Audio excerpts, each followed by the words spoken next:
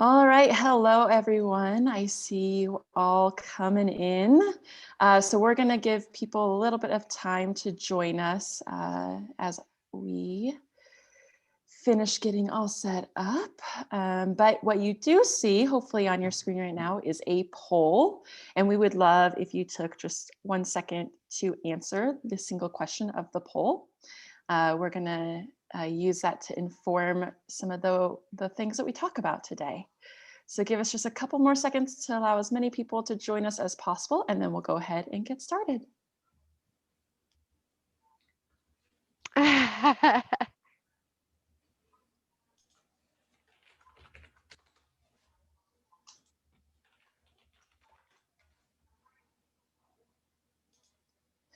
All right, so I know there's a couple people still hopping on, but it looks like the majority of us have joined. So let's go ahead and get started. Welcome, hello, whether it's the morning, the evening, middle of the day, or middle of the night, wherever you are in the world. We're so thankful that you took the time to join us for this exciting panel discussion celebrating the 20th anniversary of the Agile Manifesto. So my name is Michelle Jimenez. I am a product owner at Scaled Agile, and I am joined by 5 SAFE experts, what we call our SAFE fellows. So people who have been working with the Scaled Agile framework, know it pretty much backwards and forwards, and are experts in it, have a lot of experience out in the field applying it. They're going to be just discussing some of the things of how we've seen the Agile Manifesto applied at scale and how it's really made a difference. So before I pass it over to some more introductions and getting into the panel discussion, I did want to talk about the Agile 20 Reflect Festival. So as you may or may not know, the Agile Manifesto is turning 20 this year, which we're super excited about. And there's a festival going on about it. And this panel discussion is part of that festival. And there are a ton of events happening worldwide. I joined in an Lead and Coffee hosted out of Russia talking about SAFE, and that was enlightening and very cool to be interacting with people that I don't interact with necessarily on my everyday. So the festival's been going on since the beginning of February, and it's still going on through the end of February. So if you haven't checked it out, be sure to go to that agile20reflect.org link at the bottom and check out the events both past and future that you could watch or attend. So one of the ones that we wanted to highlight is a SAFE meetup that featured the SAFE creator and chief methodologist of Scaled Agile, Dean Leffingwell. That was a really awesome meetup. He basically shared his entire journey from starting out his career and working in a waterfall system, and how he eventually landed and got to SAFE and started SAFE, and how SAFE has grown and evolved. So that would be the one that we would recommend. We may be a little biased, but we would recommend definitely check that one out. And there'll be a link. We're going to send this slide deck. It's not very long, but we'll send it out afterwards. And there'll be a link to that webinar that you can watch afterwards. The other things I want to talk about before I hand it over is, you may have heard me say it, we are recording this webinar. So we're going to have a version that we send out via email. We'll post it on our SAFE community platform if you're one of our SAFE community members. And we'll also post it back onto that Agile 20 Reflect Festival website so that you can go back and watch it if you have to jump off or your internet leaves us for some reason and you don't get to see it all. The other thing is we do want to take questions from you because we want to discuss things that are important to you. So within your controls within Zoom, you'll see a Q&A section. Please feel free to write any question that you have in that Q&A section. The cool thing that we've turned on for this is an upvoting option. So as you see questions being added into the Q&A section, you can actually upvote them and say, hey, this one's really important to me, and help get that to the top to help us prioritize which questions are going to be the most important for the majority of the people on the call.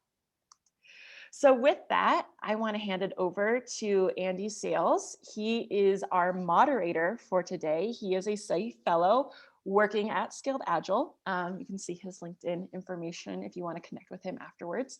But Andy has been with Scaled Agile for a couple of years now, but obviously been working with SAFE for a while, and I get to work with him every day, so this is fun for me. But he's going to be moderating and helping just guide our discussion with our other experts. So Andy, over to you. Yeah, thanks very much, Michelle. And as Michelle mentioned, we're very fortunate today to be joined by several SAFE Fellows. And I'd like to welcome Inbar Oren, Michael Stump, Robin Yeman, and Willike to this panel discussion. I'm actually going to let each of them introduce themselves as and when they respond to the first question. Michelle, you mentioned the poll. It'd be great to have a look at the results of that because I know that'll inform some of the responses our panelists give. So maybe we could bring that up now.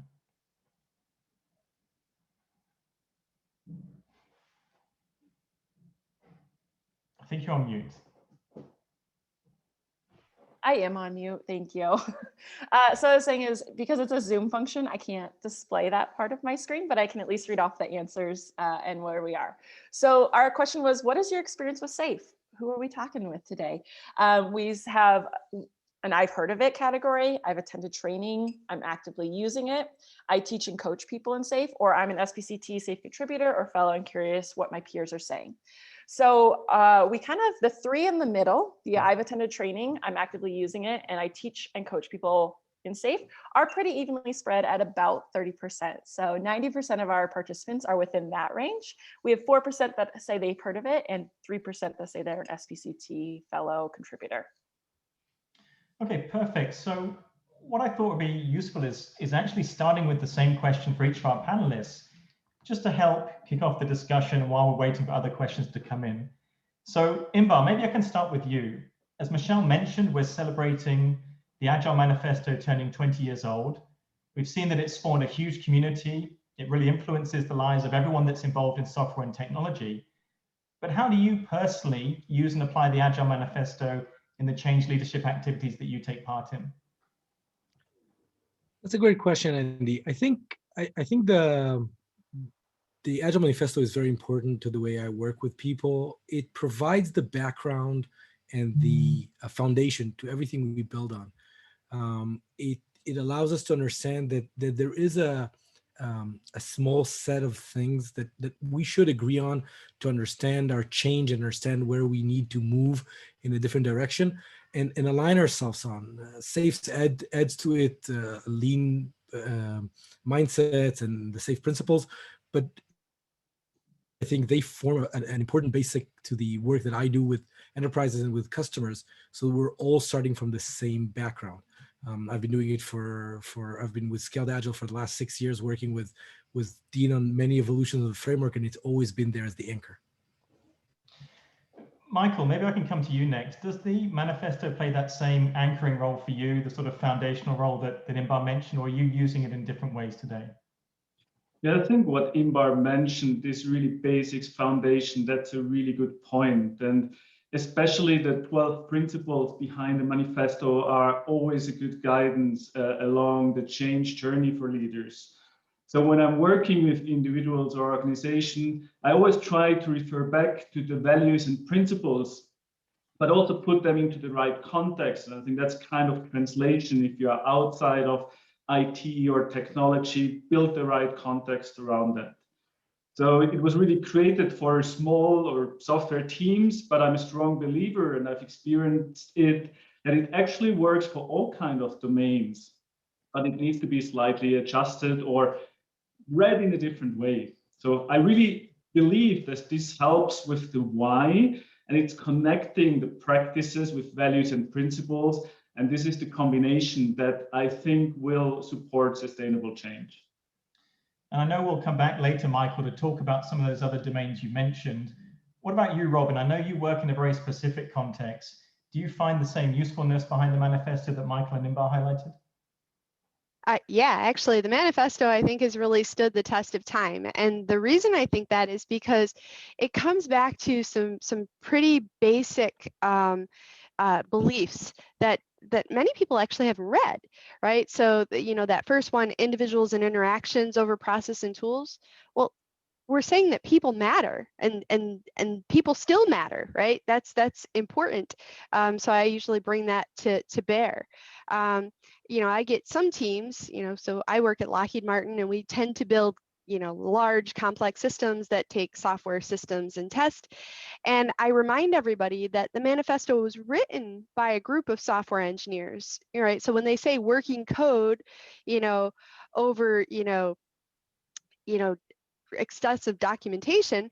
I'm like, well, actually working capabilities works just fine, right? They were looking at it from their context. So in every case, when I'm working with hardware teams or software teams, or even business development teams, we come back to intent. And every time you look at the intent of the manifesto, it applies. And one of the worst things that I hate to hear, but I hear it all the time. Well, we can't do real Agile. We're going to have to do a hybrid. I'm not sure if you guys have heard that, but it's my least favorite statement.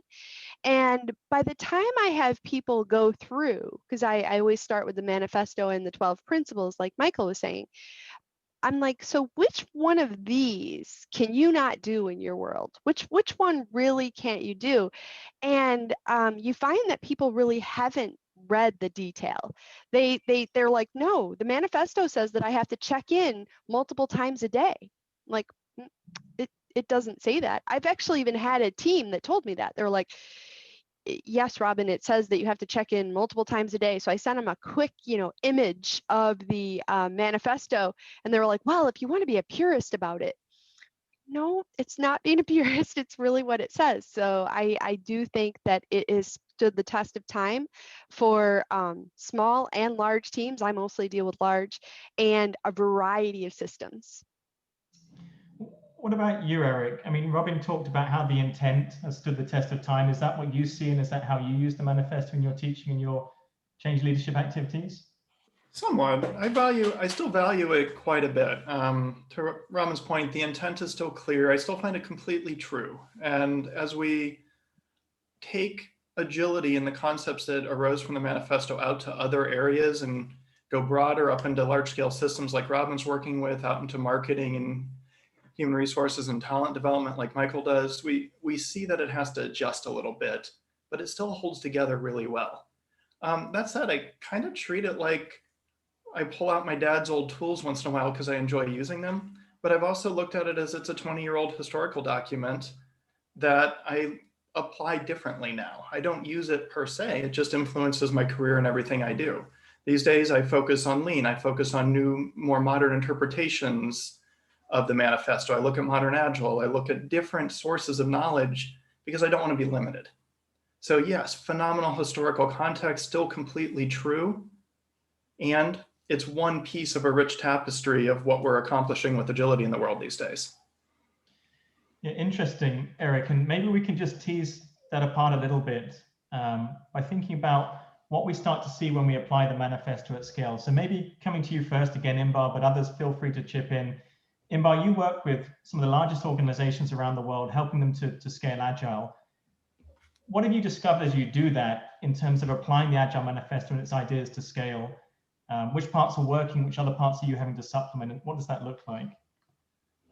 A good question. I think it really, as Eric said, it works. It still works, but there are places in it that you really need to think. I think a lot of people focus on the values and miss the 12 principles behind it that Michael was talking about. And those principles are very important. And some of them have, on the one hand, the things that require most change because of what does it mean to work day to day, or what does it mean to have every bit of the architecture self-emerge. And again, as you're building, if you look at the picture behind Robin, as you're building those kind of big systems, not everything can just self-emerge from one team. So you have to think about it as you're scaling those concepts. But if you come back to it, if you use it as a frame of reference to frame your thinking, I think it very well scales. You just need to think a team. Well, I'm thinking of teams now. My teams are a lot bigger than they used to be 20 years ago. They're still teams. I think of them working together. They are teams of teams of teams of teams of teams. But they're still working together. So I think that part works well. I think my problem is sometimes when people use it as a battering ram to use it as saying this is Agile or this is not Agile, as if someone out there is passing grades based on the Agile Manifesto. I don't think that part scales or holds well as you're trying to apply it across more broad context than it was intended, that it was originally created for. As it says in the top, this was created for software engineering. But I think it's really, really important that we still treat it, we still look at it, we still use it as one of our guiding tools, or as a tool, as Eric said, as one of our tools in our toolbox.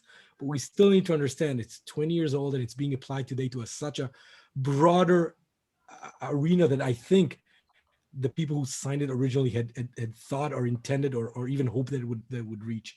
So it does scale, but it does need some tweaking, I think. And to that, Inbar, the phrase I love, and I heard this perspective from Chris Matz almost a decade ago now. It's a status report. The first line is the manifesto. Everything else is what we knew 20 years ago. And the definition of Agile is we're uncovering better ways by doing it and helping others do it, is the part that really sticks with me every time I think about it. The rest of it, yeah, don't get too locked on the details. Eric, can I just follow up with a question that's come in from one of the attendees? Is the question here from Evando is that people will still use, even though it is a document, as you say, is 20 years old, they will use the manifesto as an excuse for either doing or not doing something. So it sounds like they're taking it very much at face value. How do you balance that, the benefits, the intent you mentioned, with the fact that it is 20 years old? I try to take things up a level to purpose. Why are we doing this? Why do we care about Agile in the first place? It's a phenomenal toolbox when you consider all the things that the Agile community and the related DevOps and other communities around agility have brought to us over the last 2 decades. But why do you care? How do you connect this to your business? What results are you seeking? What change are you making in the world through your company's work using agility? And if I start there, how I connect agility into that is usually pretty straightforward. If I start with the manifesto, great, I've got a hammer. Let's go around looking for nails, and if it's not the right shaped nail, maybe it's a screw. We've got a problem there, and I shouldn't be hitting it with that Agile hammer. I've heard a few people, and Eric just mentioned it there, talk about the business, and I think that hints at something else that's starting to emerge as we scale agility. And maybe Michael, you can pick up on this a little bit. So we're hearing about Agile now moving across the company. Outside of software development, we've seen Agile HR, marketing, finance. What is it from your point of view that you've learned specifically about how we can apply the Agile Manifesto successfully to those domains?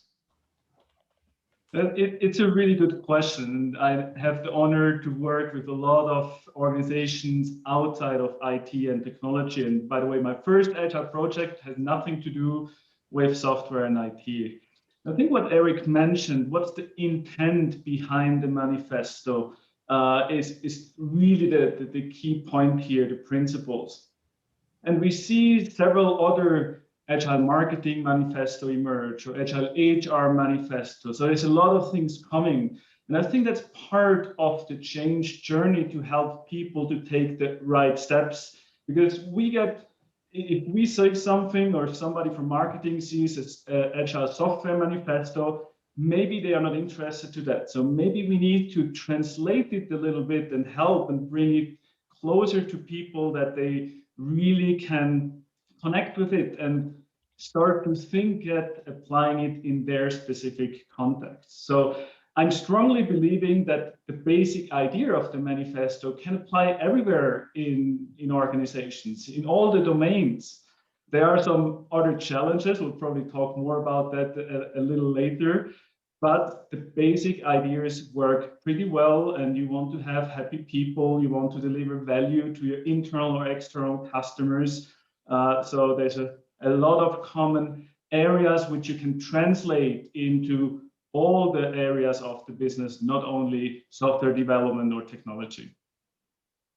So one of the things, Michael, that I would look at, and I see it in spades at Lockheed, right, is we are all unique, right? I'm unique in business development, and I'm unique in IRADs, and I'm unique in software systems, whatever that is. So really working with teams to maybe not have 10 different manifestos.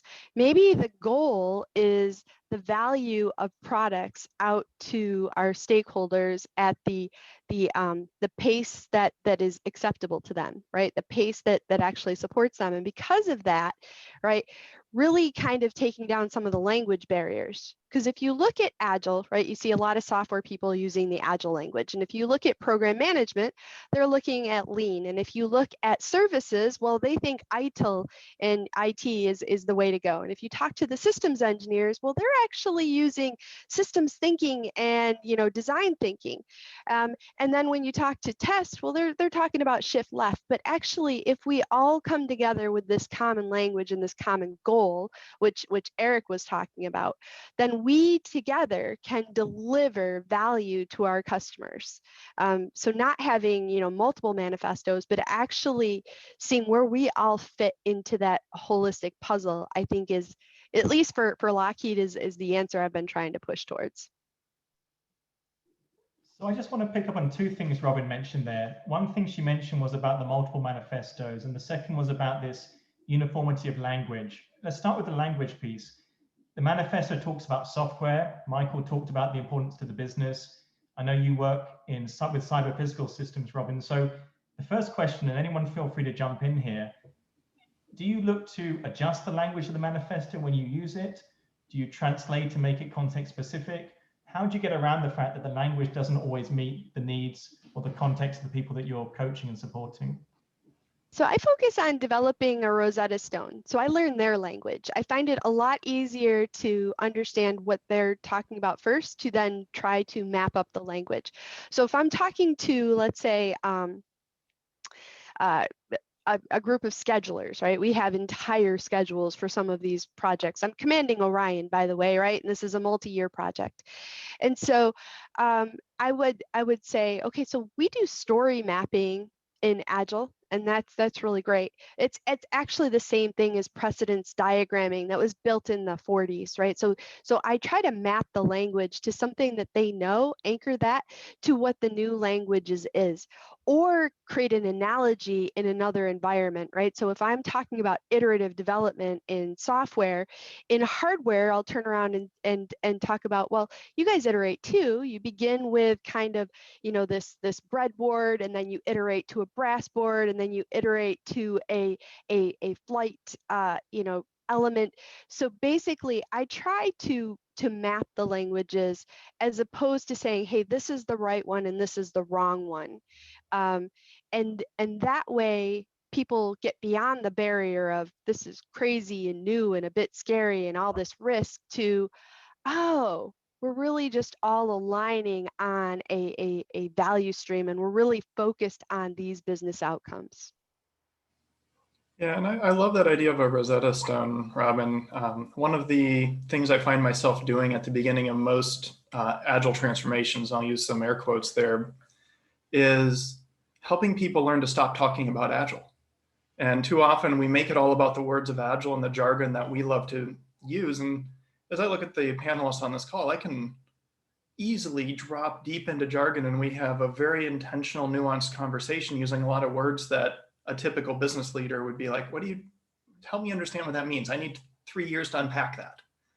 And instead, when I work with leaders and executives, I tend to just speak their language as much as possible and help it connect everything about agility out to their goals and what's trying to be achieved by the company. And usually the application of the principles and the practices becomes pretty obvious when they're in context. Yeah, I think I'll just leave it there. Michael, just on that thought, or following up to what Eric said, we're starting to see other manifestos emerge. We see it for Agile Marketing, Agile HR. Does that pose a challenge then to this single sort of Rosetta Stone that's been described? Or do you like the idea that there's these other manifestos you can turn to when you're supporting agility in the business?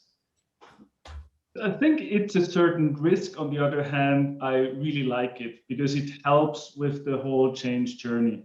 It builds the steps. For me, change is always, I like what Robin said, we need to speak their language, build that understanding, have that common language, but also we need to make sure that we are not too far apart. When you want to have change, the steps cannot be too big and they cannot be too small, because if they're too small, you don't achieve anything. And I'm thinking that this kind of adjusted manifesto are really powerful to open the eyes of other people, other parts of the organization, and start a conversation. And that's, I think, the point, what Eric said. The agile jargon goes away, but we need to have door openers. We need to be more inclusive. And I feel sometimes like, oh, agile is only for software and IT teams. The other ones don't deserve to do that. I've seen that in a couple of organizations. And I think being more open, more inclusive, build bridges to other domains, that's where I believe those manifestos are really helpful in the process. And there's also different challenges when you look at other domains. So when you're in a technical environment, we build a product, solution, or service with waterfall in a traditional way or more agile way. But now think about HR, the people department. I have the pleasure to work intensely with them over the past years. They are considering two things. Part one is, how can we work in a different way? So can we apply agile principles or practices like Scrum in our daily work? But that's actually not the important part. It is an important part, but part two is much more important. How can we build the product, the services, the policies in a different way with an agile mindset? Because that has a much bigger impact on the organization. And I think that's a complexity that is often underestimated, because there's a duality there, how we work, but also how we build for an agile environment. And I think that's where the manifesto and the principles and the solid understanding of that is even more important. Yeah, I want to reminisce a little bit, since we're looking at the past of Agile too. There was a period, I don't know, probably 2008 to 2012, where I felt like every conference I went to, there was at least one session about writing a new manifesto or updating the manifesto or rewriting it. And for the first several years of that, my attitude was like, we don't need it. We don't need it. Why are you doing this? The old one still works. And then I came to the realization that what it really meant is that people are excited and they're diving in and they're evangelists and they want to make this theirs and make it real and make it better. And as soon as I had that insight, I just stopped resisting. And to Michael's point, like, yeah, let's have every marketing department write the manifesto for marketing for their company and start to really own it and care, and use what other marketers around the world are doing to help them care and help them get excited. And that's where I think these other things are more powerful. They're people who care. And that's the force that changes the world. That's the force that changes companies. And that's where agility eventually comes from. It's people caring about how they work. I love that, Eric. And I think you're using the word agility. And I think a lot of people sometimes worry too much about uppercase agile versus lowercase agile, whether we're arriving in agility or we're actually driving our business, and are forgetting that, as somebody said in the chat, we're here to drive a business, we're here to drive a nonprofit, we're here to achieve something for our customers. The goal is not to be agile, uppercase agile. The goal is not to implement agile. The goal is to achieve the happy customers and achieve the successes we want and create a better world. And we so tend to forget that at some point, the discussion shouldn't be about agile. It should be about achieving our goals as customers. And agile is a tool for it. We need to be agile, not do agile. I think that's an important distinction. As you're saying, as people are making it their own, the important is not to have one clear thing, but really embodying what it means. So maybe we can just follow up with this emerging theme of evolution. And all of you touched on it briefly there. It'll also let us pick up a few questions that have come into the Q&A as well. Let's pick up this first one. Is the time right now to change some of the language in the Agile Manifesto for software development? I read out the full title there just to give you some food for thought, but do we make the language more inclusive to cover teams that aren't necessarily doing software development? Who wants to jump into that one? Robin, go ahead. I don't think so. I mean, I get this all the time, and you know, in any given month, I could be working with teams that are doing aeronautics and building planes versus building satellites versus building biometric systems, and I find that people really want very specific language tactical to their very specific domain, and by doing that, they kind of leave the intent. They forget about the intent. I actually do want them to think about what people are saying, absorb why we're doing something, as opposed to saying, hey, if I'm a mechanical engineer, this is how I do it. And if I'm a software engineer, this is how I do it. I mean, I try to bring it back to, at the largest level, I'm trying to provide situational awareness to everybody, give people line of sight to business objectives, provide multiple horizons of planning so that we can use empirical data to further inform our plans, have smaller batch sizes, reduce queues, right? These are things I want everybody to do. So do I need to change the language to do that? Or do I need to get people to step back and realize it's more about intent? Because literally technology and the industry is changing so fast. We could spend huge amounts of time continually evolving the language, but if we focus on intent, it allows us to do the things that are going to provide those business outcomes, as opposed to making sure everybody has a unique language. Yeah, I'm completely with Robin. You may have noticed when I read the beginning of the manifesto, I just left the developing software phrase out. I get a little sloppy when I quote things, and then it just kind of works, and there's no need to rewrite it. It's a beautiful historical document. It's not meant, I don't think it was meant to become a living thing that evolves year after year, month after month, or whatever. Just leave it at solutions if you need to say solutions, or products if you need to say products, or whatever, but focus on the purpose that's behind it. Focus on it getting better and getting people to work better together to enable emergence and agility.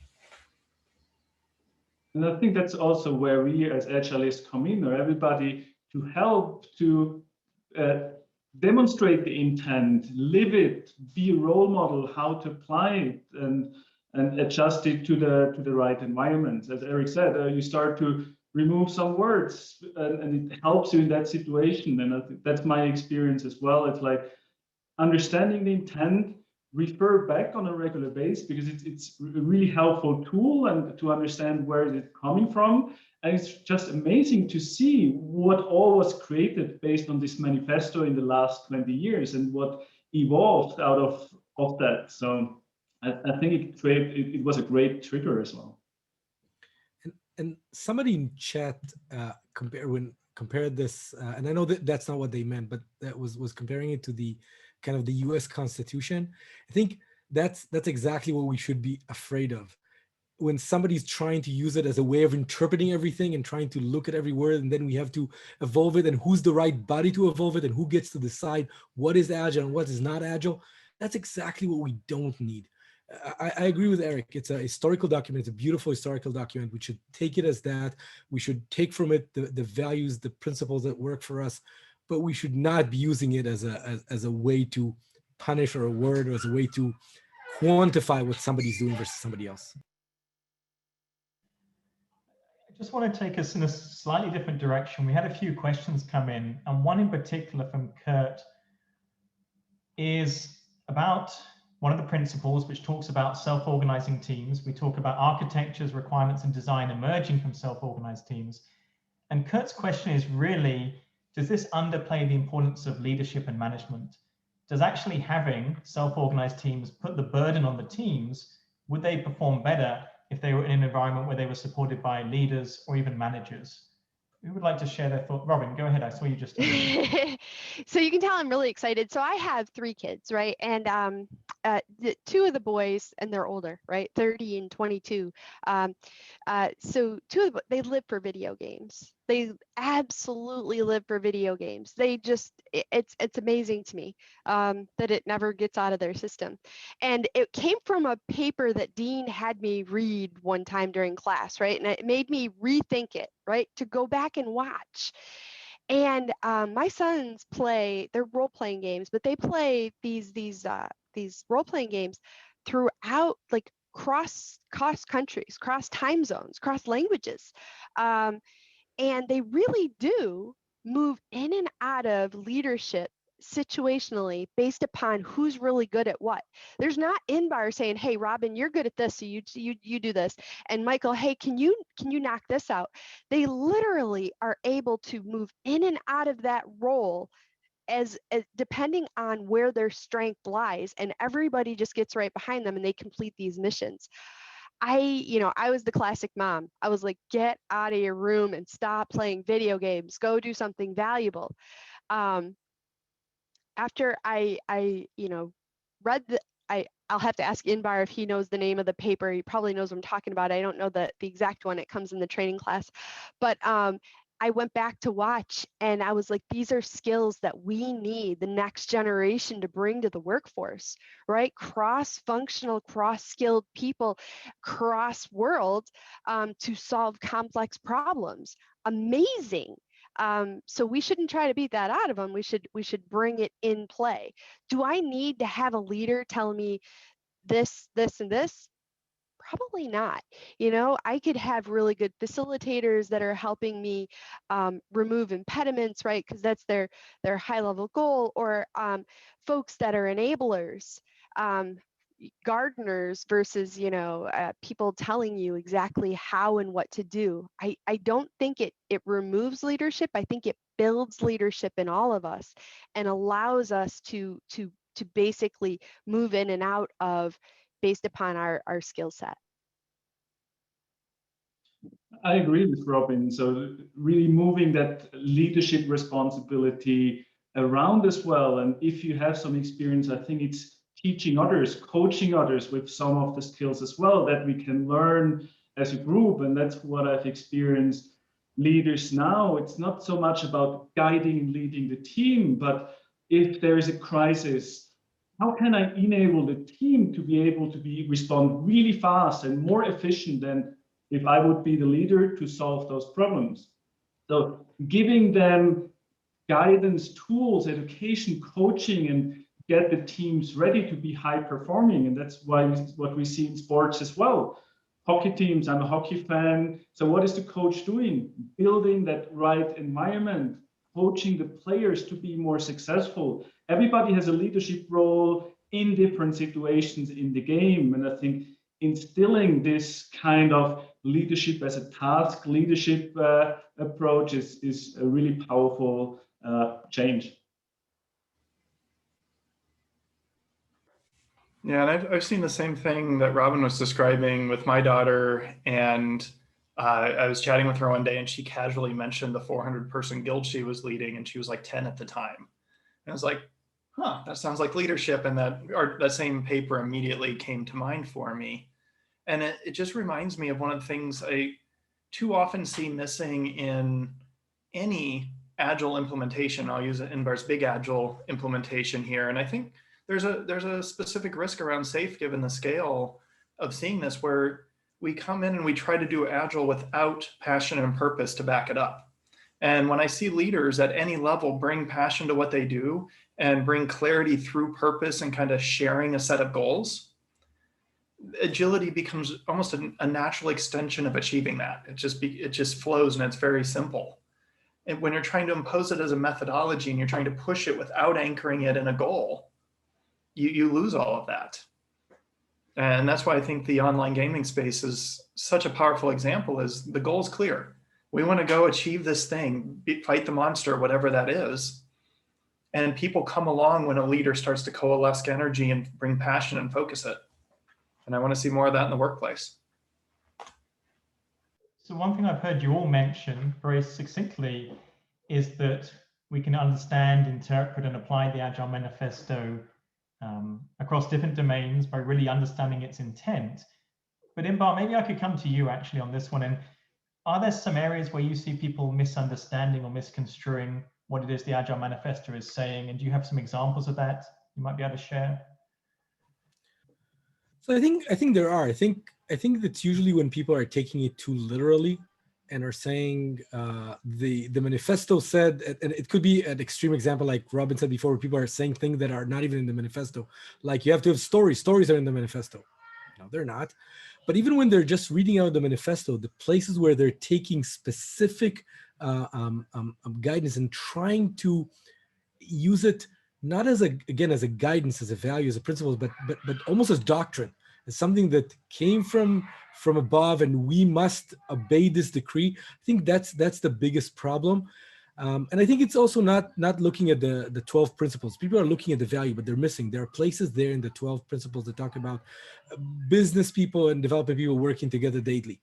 They're not even looking at it. They're missing that whole point, or they're taking things to an extreme where they're saying we need to face-to-face communication. Everybody, and I saw some of those appear in some of the questions in the Q&A. Right now, we're all experiencing a very unique situation. Well, we can't do Agile because we can't be face-to-face. Well, there are many ways to do face-to-face communications. You can do face-to-face with by really being in the room. Of course, yes, that's great. But I've been working on a team that's been distributed across the globe for the last decade. And we've been functioning as a very high-performing team despite not being in the same room. And then I'm saying you can use tools for that. No, you can't use tools because the manifesto clearly said people interaction over processes and tools. Processes and tools are evil. No, they're not. The manifesto also said we value the items on the right. People are trying to take from it what they like to see in it and then disregard everything else to the extreme. And for me, that's really the problematic part. Thanks, Inbar. And just picking up another one, Robin, maybe I can come to you on this. I see a question that talks about highly regulated industries, and maybe we could take this to the extreme. I mean, you work in some organizations where safety critical systems are being developed. There's a high cost of failure. What are some of the challenges with applying the Agile Manifesto to those domains? And can it be applied to those domains, I guess, is one question. So I personally think it can. I think that we have to understand what we mean by failure. So do I want to change out an entire operating system when some fighter jet is about to take off the tarmac? No, we don't want failure there. But in order to not have failure there, down at the detail level, when I was building out, let's say, the electronics and the brass boards, or I was updating some of the mechanics, or I was updating the software, right? I want short, real-time feedback loops so that people can fail on a small, safe way. I would suggest that actually safety critical systems require iterative and incremental development. It's not a case of I can build the solution the first time. It's never going to be that way. I always talk to people and they tell me, well, if we just wrote the requirements better, right? If we just had the requirements better, we wouldn't need this. And I always bring up, I have them play a game, which is, can you tell me the date of Mother's Day in 2023? And I tell them, you can use anything at your discretion. You can use your phone, you can use Siri, you can use your computer. And I usually get, right, because I teach here in the United States, the second Sunday of May. I'm like, well, I actually meant in the UK. Oh, it's in March in the UK, right? So it comes back to your mental model, right? And I'm making the assumption that my mental model is exactly the same as yours, Andrew, or exactly the same as Inbar's. And when we use a word in a requirements document, that it means the same thing, and it doesn't. It never did. So the point is that I need to be able to have small controlled failures with real-time feedback loops, leveraging the scientific method in order to build complex systems. It's not can you, it's I think you should. Yeah, and as we think about large-scale systems, I'm just reminded of the many different sets of data that highlight that the systems with the most occurrences of small failures are the ones that have the fewest big failures, and that environment where it's safe to highlight small problems, because that's the learning that drives and prevents the big problems. Software systems, the ones with the most reported defects are the ones that have the best quality out in the field. Companies that hide their defects because the developers are shamed or what have you for having defects, you generally release very poor quality software. And there's that environment that I think of it as an engineering environment with my engineering background of creating safety to share problems blameless retrospectives and techniques like that, that in turn allow agility to create the highest possible quality systems. So these are, again, great examples of how we're taking the manifesto into areas that it wasn't originally written for. And maybe with that, we could think a bit about the future. One of the most highest voted up questions is could you change, if you could, which principle or value would you change in the Agile Manifesto? But I'm going to widen that question a little bit. And I'm going to say, if we were to write the manifesto again today, with the same purpose of summarizing some of the commonalities amongst Agile and Lean ways of working, or Agile ways of working specifically, what do you think might be one of the biggest changes or additions to how it currently is? Who would like to jump in on that? I'd probably remove the software. I'd probably say working capabilities or working, delivery of value, whatever it is. But I would take it out of a very domain context wording, so that people didn't take it quite so literally. But other than that, I don't see huge changes that I would make. Yeah, I would agree with Robin. It's like sometimes it's really hindering this technology. Software focus is hindering the discussion about the manifesto. So I would agree, if you can remove the technical things, that could probably be an interesting change. But a lot of the things, especially, and I often focus more on the principles behind. So, and I think a lot of them apply pretty well. I'd probably, at this point, the only thing I would do is probably drop the word projects that's hiding in the principles, because people who have started their career in the last 10 years don't have that experience and that lens of that projects was the only way of thinking 20 years ago. And in today's age, where it's far more effective to fund things continuously and focus and align around products and value delivery, that word can pull people backwards in ways that perhaps aren't helpful. Everything else just kind of works. I use the word solutions instead of software to generalize it. I think we probably all have our favorite word substitute there. And I habitually say team of teams now instead of teams, just to show that it can be bigger. But there's not a lot to fix. I'm with everybody else on this. One of the other questions that's come in is about culture. And again, I'm just going to widen the question a little bit. As you work in different types of organizations, different industries, and of course, in different countries as well, are there parts of the manifesto that you emphasize over others? Are there some that you see a challenge with some cultures, be it organizational or a geographical location? Who would like to share some thoughts about culture? Inbar, go ahead. So I think, as you said, I've had a chance to practice Agile and work with companies around the world and in many geographies and many places. This is a people-centric industry.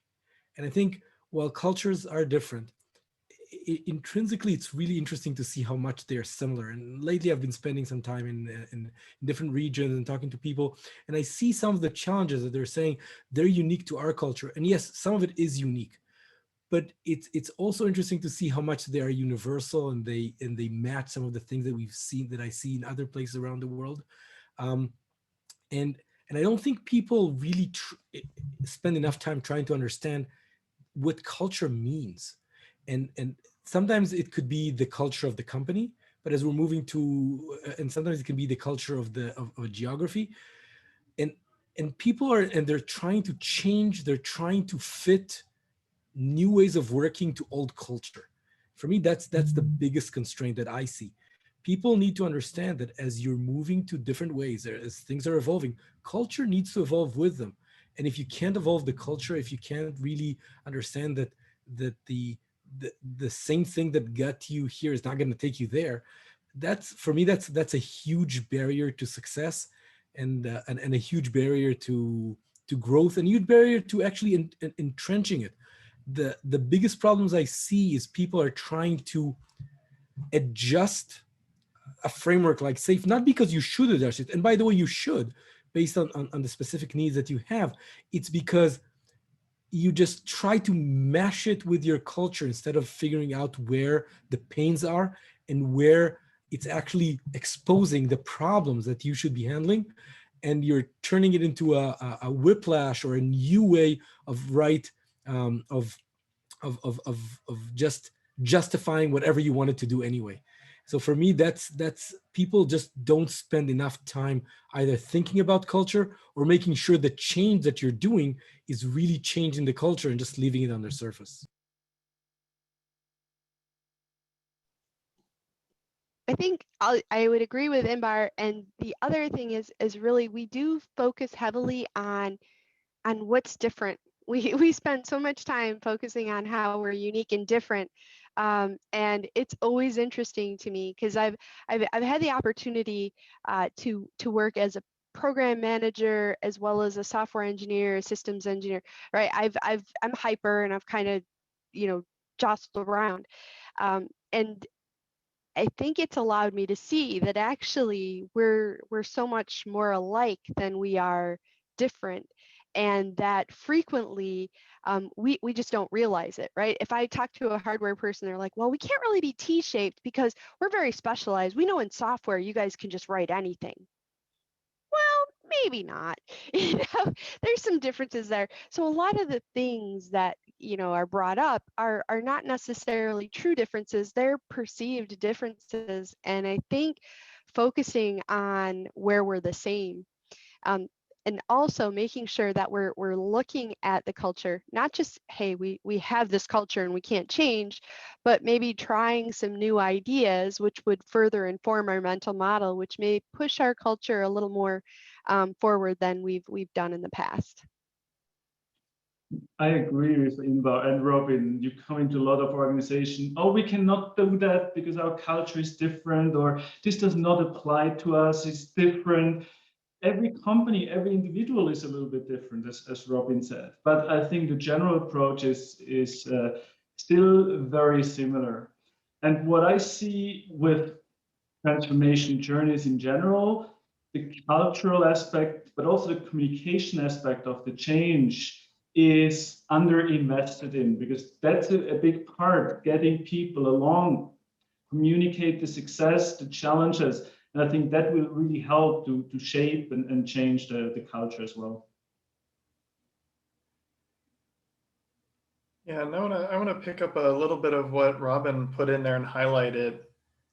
We spend a lot of time focusing on why things won't work. And I love to take a lens in the transformation journey around what's already working and how can we make it work even better. And how do we create a culture that celebrates the bright spots, looks for those spots and really highlights where they're working as a way to pull more and more people into it. And that seeds a culture of appreciation and celebration of other people's successes. And that's where I start to see the real impact. And that's where the big tipping points towards new ways of working and thinking start to come into play. And then my simple definition of culture cascades from that, which is culture is the sum of all behaviors. If more people act in a certain way, you have a new culture. And that's how you get the culture you want, is getting more and more people acting in a positive, generative sort of way.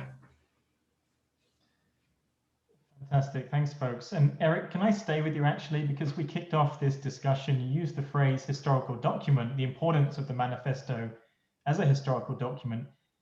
20 years from now, so the 40-year anniversary, what role do you think the manifesto is going to be playing that far in the future, given the accelerated pace of change that we're seeing and the emerging ways of working that are happening all around us?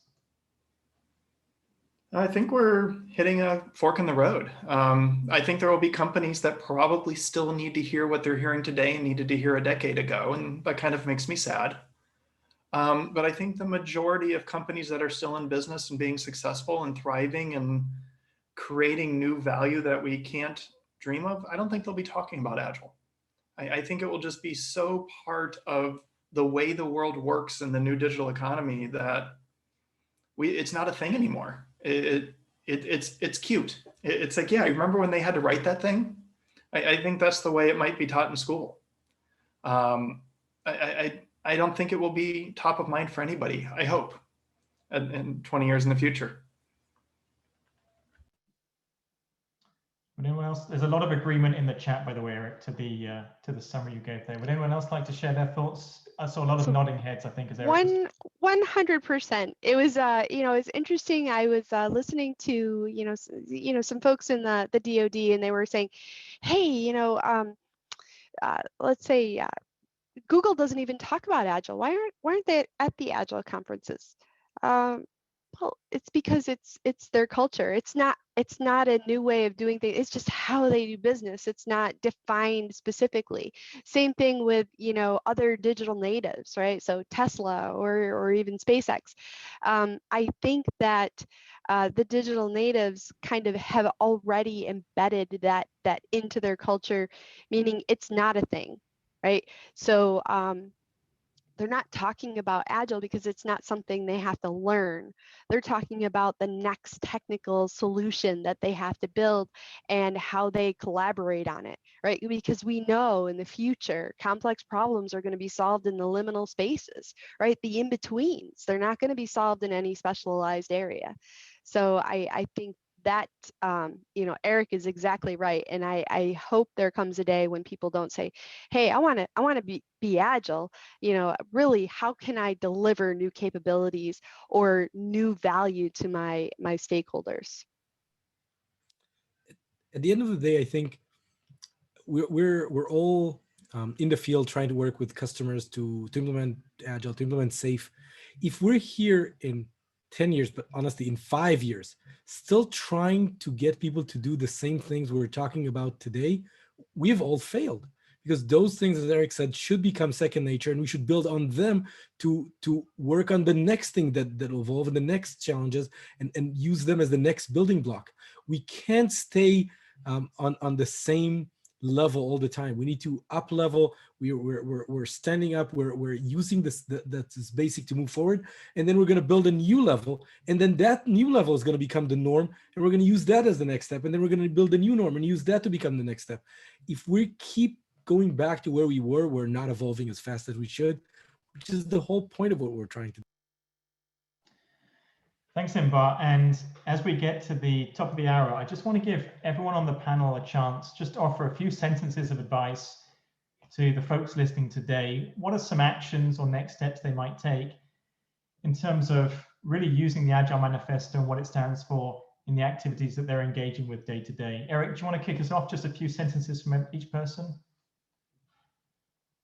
Oh, you're on mute. Somebody had to do it at least once. Keep learning is my advice. Never stop pulling in new sources of perspective, new sources of knowledge. The moment that you try to apply somebody else's answers from 5 years ago or even 2 years ago, you've already started the decline again. And it's constantly introducing new thinking, new learning, uncovering better ways by doing it and helping others do it, whether you're leading a marketing group, participating as a developer, sitting in a call center. Find better ways of working, and then share those and celebrate them and cascade them in your organization wherever you can. Thanks, Eric. Michael, from you? I can just echo Eric's point. Is keep learning and keep discussing. You learn every day with this amazing group of people we have here. I have the privilege to have discussions, and that triggers new ideas and conversations. And I started my journey with that when I didn't trust in the Agile way a lot. I hired somebody, a sparring partner that helped me to discuss and constantly learn and grow. I think this is something which can be really powerful to evolve and to support the continuous learning. Thanks, Michael. Robin, come to you next. I would just ask people to always ask why they're doing something. Don't take a principle or a practice at face value. Understand the so what. If you begin with why, then you'll have a better understanding of how it's supposed to be implemented. And if you don't know why, then we need to stop and ask, right? So don't just follow verbatim.